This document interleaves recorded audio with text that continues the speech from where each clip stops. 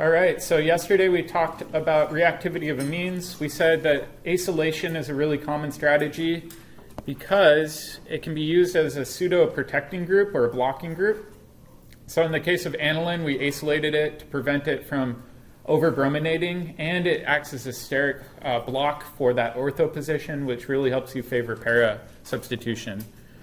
We also said, too, that acylation is a nice workaround for Friedel-Crafts reactions because Friedel-Crafts reactions suffer from SN2 chemistry, over-alkylation, and then this Lewis acid-base adduct problem. So to avoid that, you just acylate your aniline, do your Friedel-Crafts, and then hydrolyze off your amide to get your aniline back. We finished talking about Hofmann elimination. We said that basically it's the same as with alcohols, but we need to alkylate nitrogen to turn it into a good leaving group, and then we use a base to pop it off. And like we said, the key feature with this, if we scroll all the way down, is that you always are going to end up with your less substituted alkene, and that has to do with this gauche interaction that occurs if you were to get your more substituted alkene. So let's continue on. We're going to talk about the reaction of diazonium salts. So let's do a little review. Nitric acid is HNO3.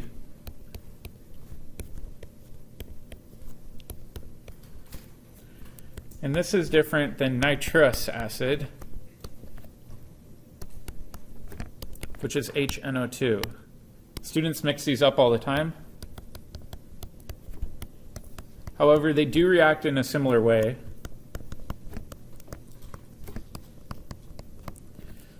With nitric acid, what happens if we treat this with a super strong acid like sulfuric acid?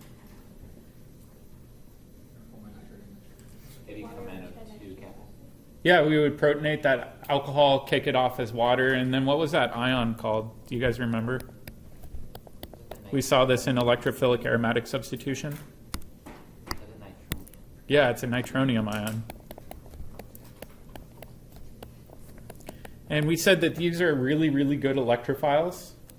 You can do a similar reaction with nitrous acid, which you guys saw on your pod the other day, where you can protonate that alcohol and then kick it off as a leaving group. And you form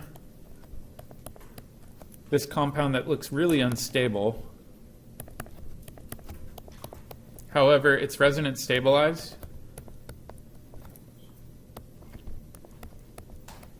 So it's not too bad, and you can delocalize that positive charge up to the nitrogen. This is called our nitrosonium ion.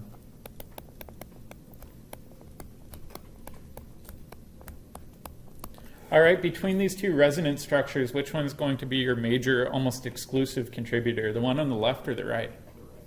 The right. Why the right and not the left? Full octets, right?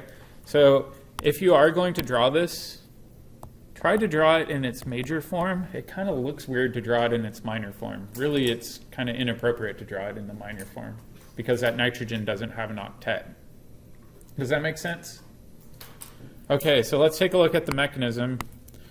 I'll go through this fairly quickly because you guys did it on your pod, but if you have a question, feel free to stop me. So the first step is we have sodium nitrite, that's our NaNO2. And we've got an oxygen with a negative charge. Typically you treat this with a strong acid like HCl. You'll protonate this twice. Whoop.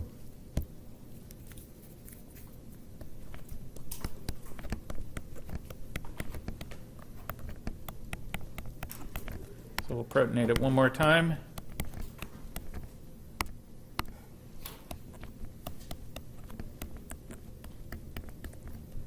We have these lone pairs up here still. This oxygen's now positive, and now all you're going to do to form that major contributor is kick this down.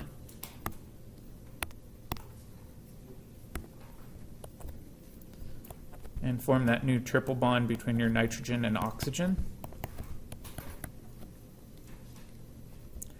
And you'll also have chloride around, right? That was a conjugate anion there. and then water as your leaving group. However, this is the active reagent, sorry, I'm going to move this over, that we're going to use anytime we're making a diazonium salt. Does that make sense? Pretty straightforward mechanism. You can have these nitrosonium ions react with a variety of different amines, and I'll show you the various classes.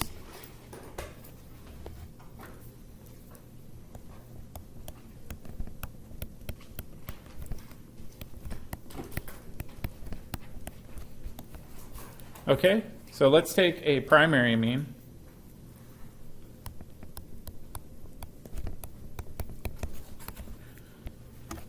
And so I'm not going to show the full arrow pushing mechanism for the formation. However, it is important to recognize that the equilibrium really doesn't favor the nitrosonium ion. However, the fact that you have a little bit of it present in solution drives the reaction forward.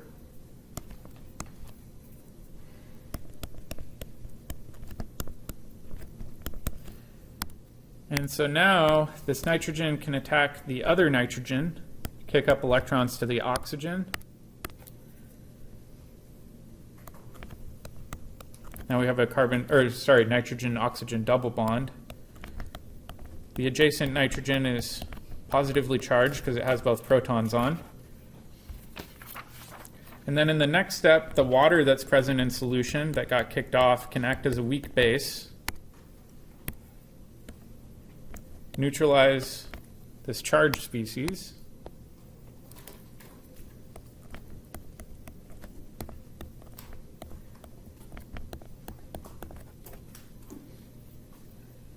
And then the next step, we still typically have excess acid around.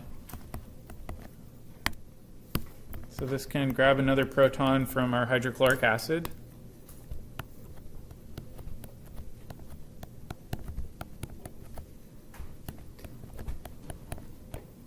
What do you think happens next?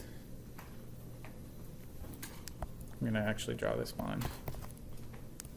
Does anybody remember from the pod what happens next? The oxygen's not very happy with the positive charge, so we probably want to neutralize it somehow. If we deprotonate it, we're just going in the reverse direction. What's another way of neutralizing it?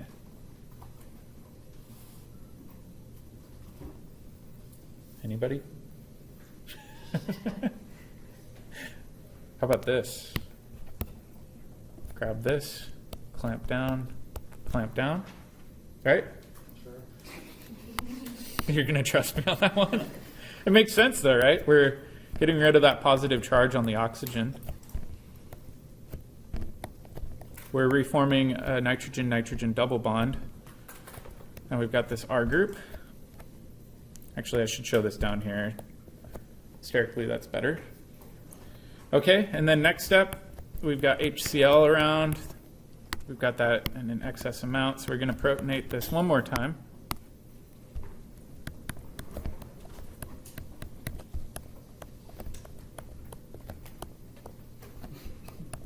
Now we've got water as a good leaving group. Got lone pairs on both nitrogens. And we can clamp down, kick off water as a leaving group. And this will give us our salt. Conjugate anion is chloride in this case, and then we've also kicked off water as a leaving group. Actually, I'm going to erase that.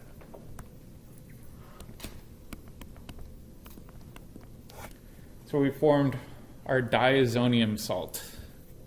So anytime you see a nitrogen-nitrogen double bond with, or triple bond with a charge, these are referred to as diazonium salts. Do you think these are very stable? Doesn't look very happy to me. Nitrogen's electronegative. It's got a positive charge. What else will nitrogen do when it's triple bonded? Looks like it wants to pop off and form nitrogen gas, right? So these tend to be rather unstable. However, you do see them form occasionally with primary amines, but in general, they're avoided.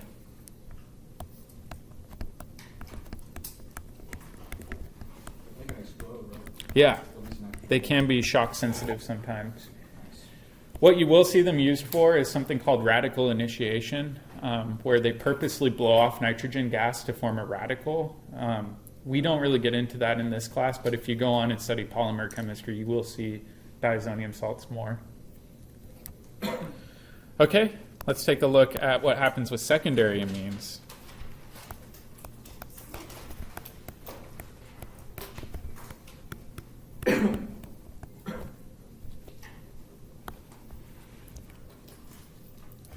All right, with secondary amines, same sort of thing. We're going to take sodium nitrite and HCl. We're going to get our nitrosonium ion,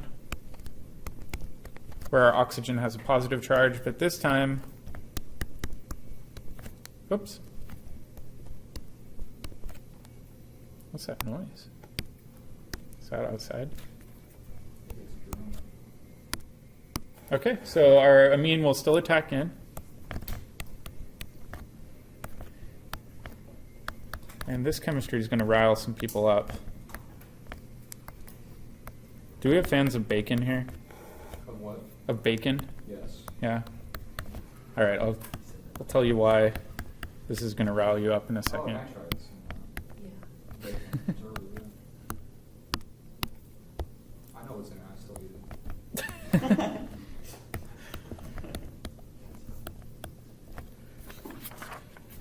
With secondary amines, you'll actually stop at this point, and these are called N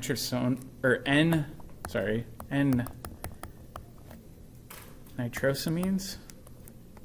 Come on. And N-nitrosamines tend to be carcinogenic, which is a big problem, right? So when you add nitrites to meat, there's actually studies showing that that increases your likelihood of getting cancer. However, typically it requires eating a heck of a lot of bacon for it to have any meaningful impact on your life. There are other secondary amines that do have more immediate impact. So I'll show you guys another secondary amine. Get on my soapbox here. Is that S-A-M? Nitrosamine. So nitrosamine, Nitrosamine, I think. So let's take a look at another secondary amine.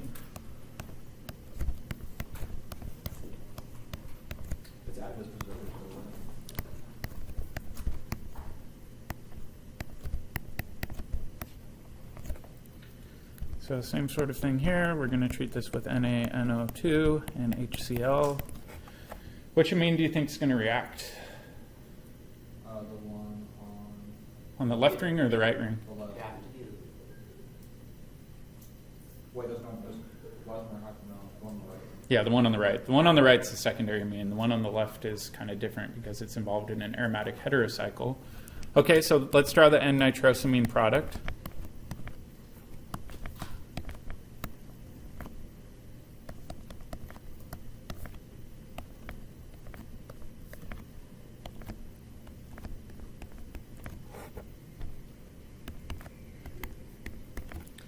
Okay. Does anybody recognize the molecule on the left? This is nornicotine. If you're a smoker, you inhale a lot of this, and tobacco leaves are processed with sodium nitrite or nitrates, which causes this cancerous byproduct. This stuff is super duper nasty, will give you cancer, has been proven to give you cancer, has been studied for decades. The jury has been out for a while about cigarette smoke causing cancer. So if you do smoke, consider quitting. What's the thing on the right called? I guess it would just be N-nitrosonornicotine. Yeah. That's my best guess. Throwing that out there. All right. Let's talk a little bit about primary amines again. And I said that they're unstable.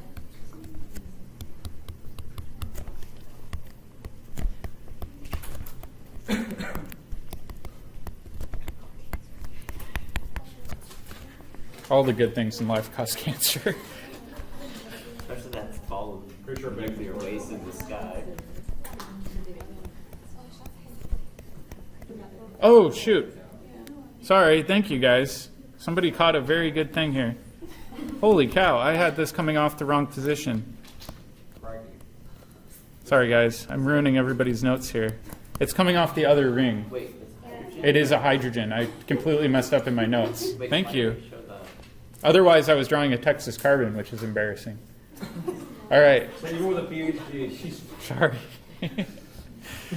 So let's take a look at alkyl diazonium salts and let me lick my wounds.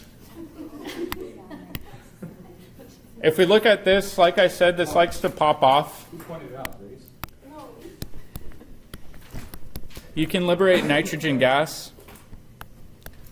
So oftentimes these are quite explosive if you've got an alkyl group on there. So typically when you're making a diazonium salt with a primary amine, it's going to be coming off of an aromatic group or some sort of double bond. However, there are a handful of cases where you will see them coming off of diazonium salts. Why is this super duper unstable? It's secondary. Yeah. This can do all sorts of crazy rearrangements. It'll react with practically any nucleophile that's available. And then the fact that you're blowing off nitrogen gas means that it's really likely to occur. So I just say super unstable. So typically with synthesis problems, you don't see these at all. You will see formation of diazonium salts off of aromatic rings, and that's about it in our Klein textbook. So let's take a look at aryl diazonium salts, and I'll show you why they're useful.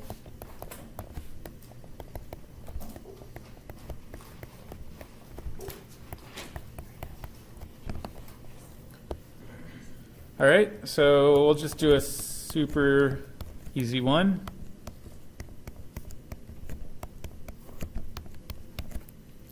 You can interconvert these to a wide variety of different products. You can convert them to aryl chlorides. You can convert them to aryl bromides. You can convert them to iodides.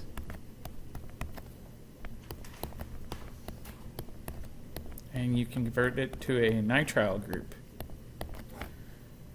These are all referred to as SanMar reactions.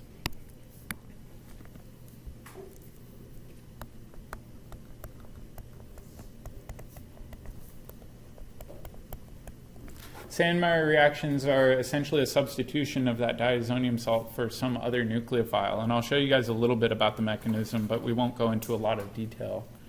In particular, you have to use a copper salt. So the first one is copper 1 chloride.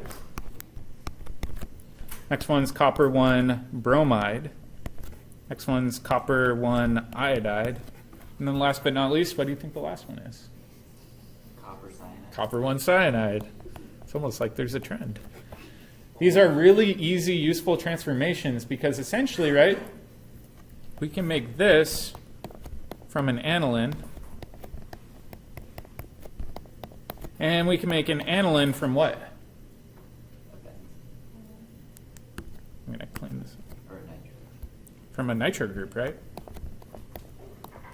So really, if you want to do a bunch of workarounds, you can start with nitrobenzene, convert it to aniline, then form your diazonium salt, and then exchange that for something else later on in the reaction. So it's a kind of clever workaround for some synthetic problems you may run into. I'll show you guys a little bit about the mechanism, but because it involves some metallic chemistry, we're not going to go into a lot of detail.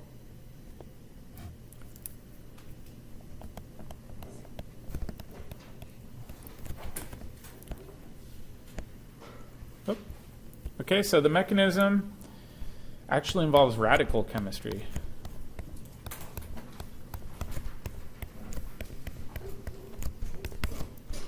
So we've got this nitrogen with the positive charge. Key thing with radical chemistry is be careful with your arrows. Make sure they're single-headed. One electron will go onto the nitrogen, one electron will go onto the carbon.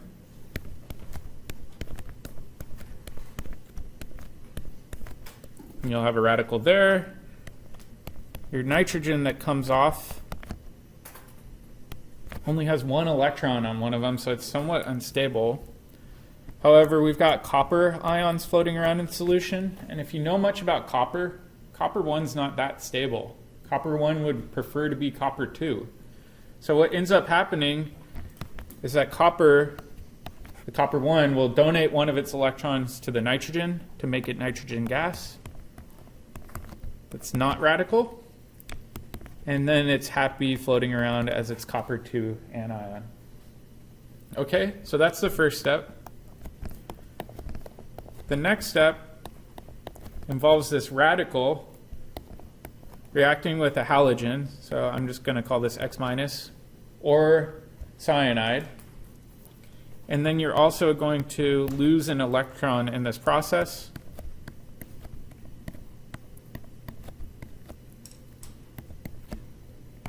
And then you're going to regenerate your copper plus because it's essentially going to participate in that electron transfer, right? So it's going to take back that one electron. Does that make sense? The radical mechanism for step 2 we're not really going to get into. To be perfectly honest, I'm not 100% clear on how it works. There are some SanMar variants too that are very synthetically useful.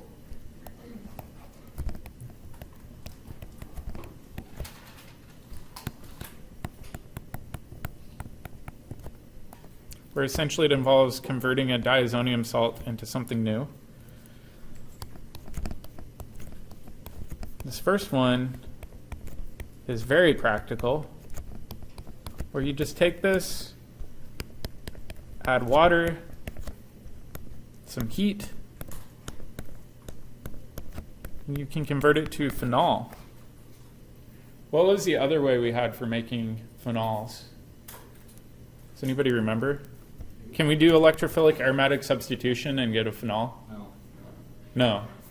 We had to do weird chemistry, right? Does anybody remember the name of one of those two reactions? Yeah, elimination addition or nucleophilic aromatic substitution. However, both of those required very specific conditions. So for nucleophilic aromatic substitution, does anybody remember what we needed? We had to have a really strong electron withdrawing group, ortho or para, to a good leaving group. So that was the requirement for nucleophilic aromatic substitution. For elimination addition, we just had to crank the heat up to like 350 degrees Celsius, which just isn't practical for most labs. So this is a really gentle way. You just boil it in water, the diazonium salt falls apart, and you get phenol. So let's make a note of this.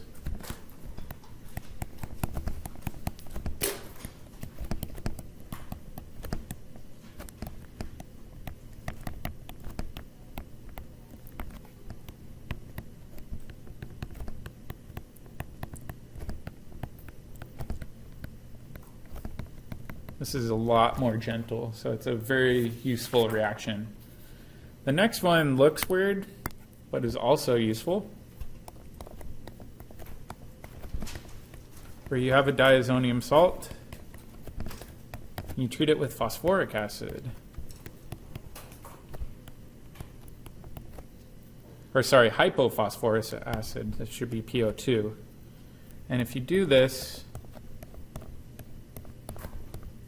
you can just go back to your CH bond. So let's write down the name of this. Hypophosphorous acid. Which is nice because then what you can do is you can start out with the aniline, convert it to your diazonium salt, and then get rid of that nitrogen later on. So maybe you want aniline simply as a directing group, and then later on you don't want it on. You can get rid of it this way. It's pretty handy. All right, I'll give you guys a challenge problem now.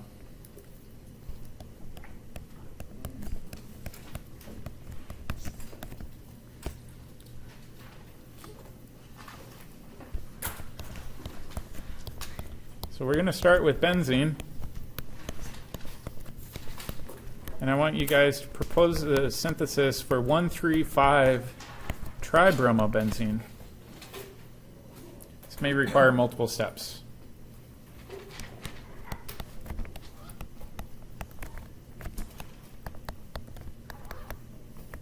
So I'll give you guys a minute to work on this, but check with your neighbor. I'll give you another hint. You can't just use bromine and iron tribromide. It's not that simple.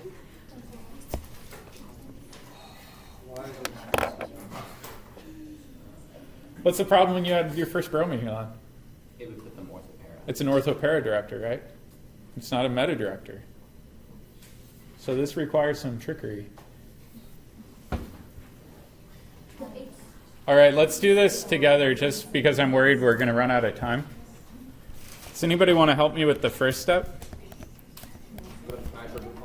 Put a nitro group on there. Okay, so HNO3 and sulfuric acid. That was what we did in lab. We can't turn a nitro group into a diazonium salt, so what should we do first?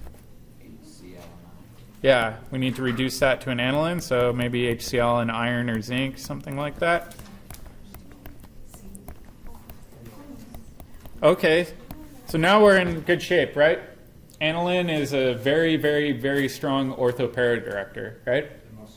So what we can do in the next step is now do our bromination.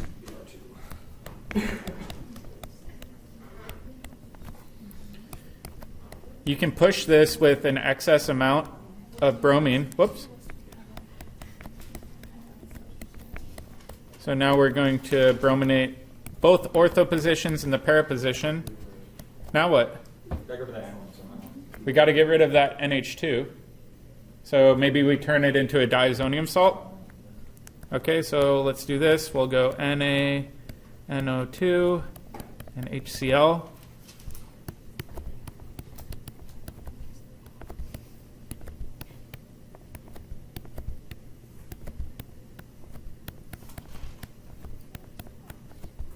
Okay, and then what was the last step? H3PO2, the hypophosphorus acid. And we get our 1,3,5 dibromobenzene, or tribromobenzene, excuse me. So this can be a clever workaround to synthetic challenges we would have otherwise faced. Does that make sense? Okay. So last but not least, we got to cover the azo coupling reaction. We've already seen this in lab. It's pretty straightforward. Azo dyes were really popular for a long time. Prior to the invention of azo dyes, we had to go around and get indigo in the plants or grind up bugs that had red color in them and dye our clothes that way. So dyeing for a long time was really a privilege that only the wealthy had. So I'm just going to skip ahead and say HCl. We'll turn this into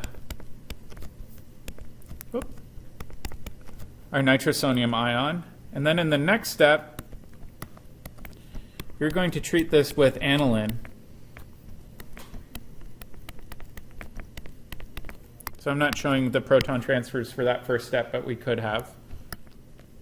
And then this will attack in, kick up electrons onto our oxygen.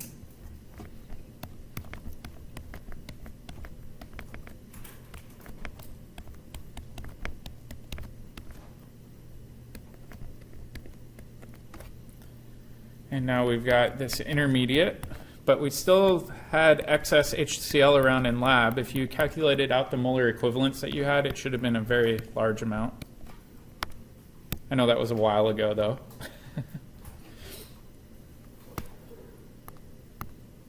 Oh, shoot. Actually, let's do this in a little bit different order. I'm going to deprotonate one of these protons first, so I'm just going to write minus H plus, or use water, before we protonate the oxygen.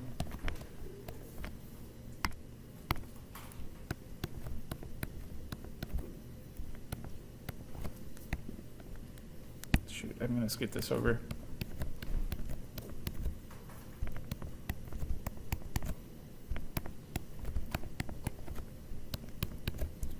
All right, and now we'll protonate that oxygen.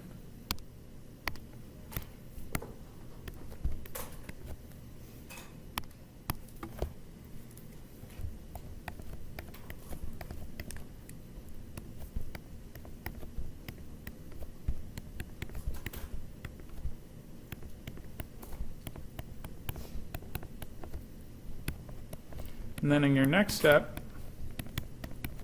sorry, I'm going to draw this bond out. We're going to reach over, grab this proton, clamp down, kick up electrons onto the oxygen. That's the exact same mechanism we saw before.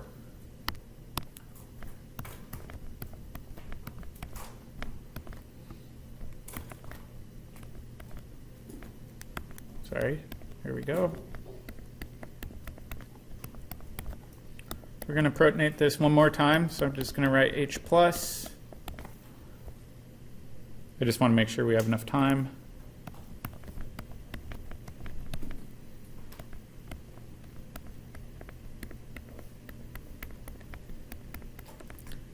Now what?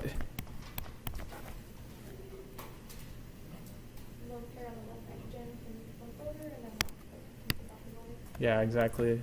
Gonna shove off that water.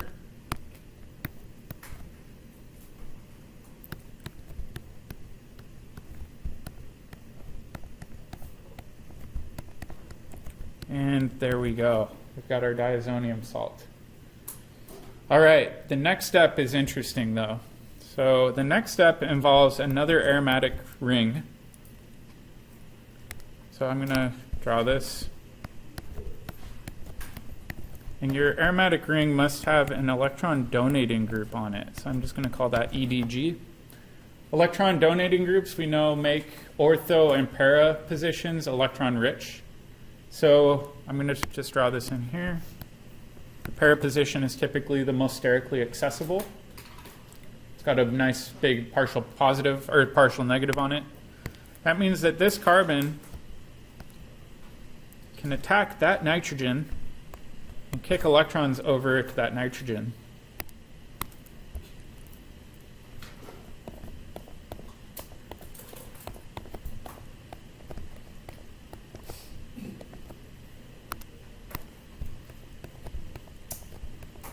However, in order for this to occur, you actually are breaking aromaticity.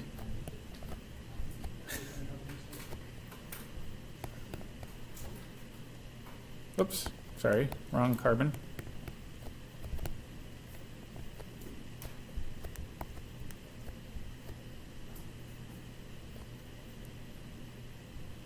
So you never break your except when you break. Okay, so there we go. Sorry, I was struggling to draw that for a second. What's that? Check the positive charge on it. So in this case, Oh, no, 'cause it- in this case, what do we call this ion? We saw this in electrophilic aromatic substitution. Kind of unhappy. It was an uranium ion or a sigma complex. So this looks really similar to electrophilic aromatic substitution because it is, right? That diazonium salt's a really good electrophile. And then what's the next step? You gotta restore aromaticity. Restore aromaticity. So rip off that proton and kick down the electron. Exactly. We're going to grab this, try to restore aromaticity to the system, and we end up making this conjugated azo dye. They tend to be quite colorful due to the extended conjugation that goes through the entire ring system and across that nitrogen-nitrogen double bond. The key thing, though, is that your coupling partner, the thing you're reacting with the diazonium salt, needs to be really electron rich. It doesn't really work well if your coupling partner is not electron rich, so you have to be careful in planning your synthesis.